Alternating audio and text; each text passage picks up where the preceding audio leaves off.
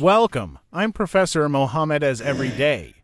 I present you this course on mathematics for engineers and physicians.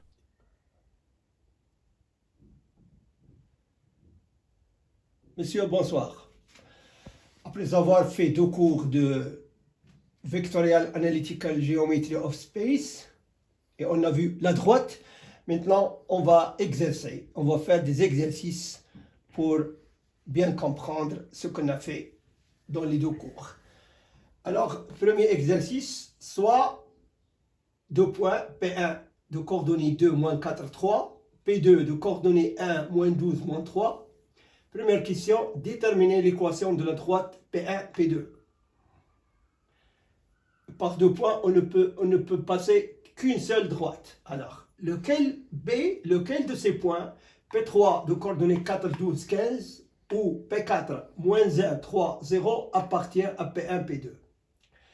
Et on sait déterminer les points d'intersection de la droite P1, P2 avec le plan XY, le plan XZ et le plan YZ. Alors tout d'abord, en A, on a P1, P2, la droite P1, P2. Donc nous avons le point P1, donc on prend le vecteur OP1 plus T P1, P2. Et donc OP1, ce sont les coordonnées de P1, 2, moins 4, 3, plus un T appartenant à R.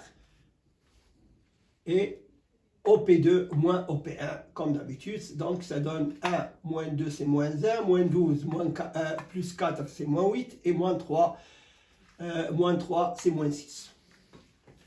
En B, P3, il a les coordonnées 4, 12, 15. Donc on pose 4, 12, 15 et on va faire l'égalité avec l'équation de la droite qu'on a calculée. Alors 2 moins 4, 3 plus T, vecteur moins 1, moins 8, moins 6. On va voir est-ce qu'il existe un T unique qui répond à ce système de 3 équations. Alors on a 4, 2 moins T, 12 c'est moins 4 moins 8t et 15 est égal à 3 moins 6t. Et dans toutes les équations, nous avons ici la première équation, t est égal à moins 2, de la deuxième, t est égal à moins 2, et de la troisième aussi, t est égal à moins 2. Donc, il existe un t égal à moins 2, P3 appartient à P1, P2.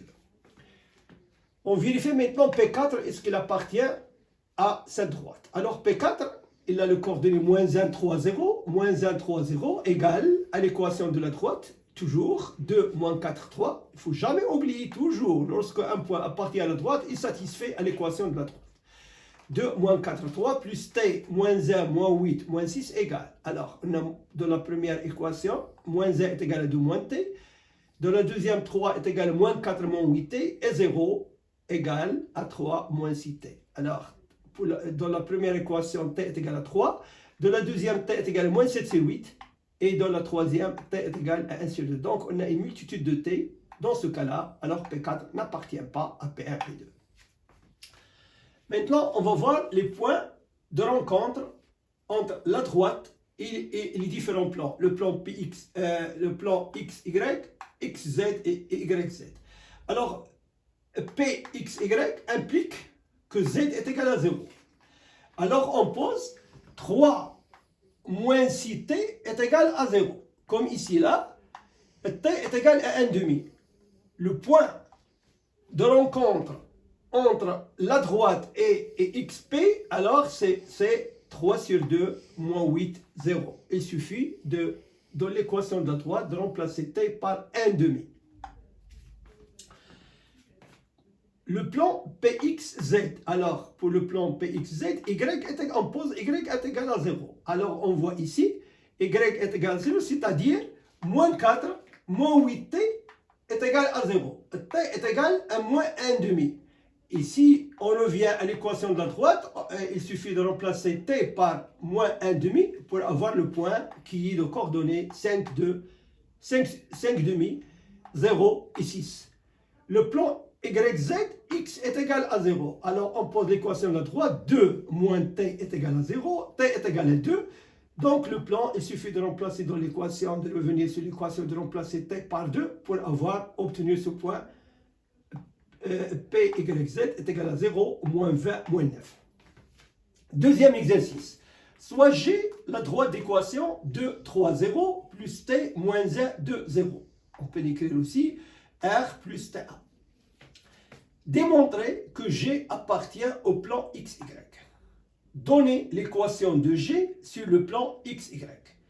Quelle relation existe-t-elle entre la pente M et le vecteur directeur de la droite, c'est-à-dire le vecteur A?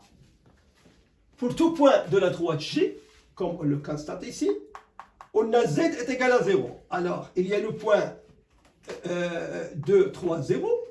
Z est égal à 0. Et ici, le vecteur directeur, on a Z est égal à 0. Donc, implique que G appartient bien au plan XY.